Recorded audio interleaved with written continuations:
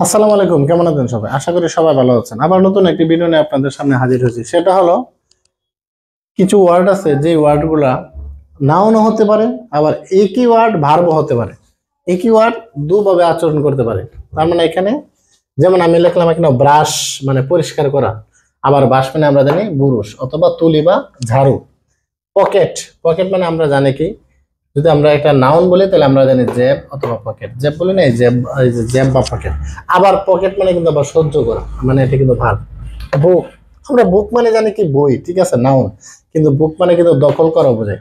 যেমন বুক থেকে বুকিং শব্দ আসছে।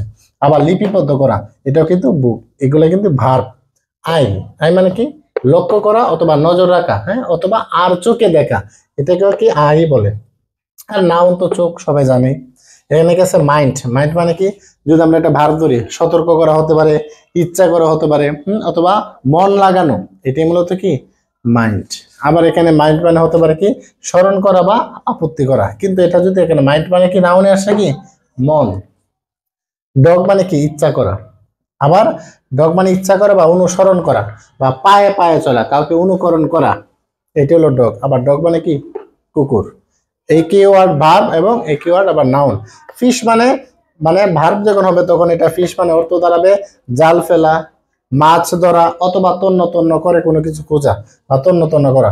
আবার এই ফিশ মানে আমরা জানি কি মাছ। ল্যান্ড যখন ভার্ব হবে তখন এর অর্থ হবে দখল করা, অথবা কি অবতরণ করা, অথবা কি উপকূলে আনা, অথবা কি হতে পারে উপকূলে আনা। আবার এটা ল্যান্ড মানে কি পৃষ্ঠতল বা ভূমি। এরকম আরো অনেক ভিডিও নিয়ে আপনাদের সামনে আবারও হাজির হব। সে পর্যন্ত সবাই ভালো থাকুন, সুস্থ থাকুন, আমার জন্য দোয়া করবেন। আসসালামু আলাইকুম রহমতুল্লাহি ওয়া বারাকাতুহু।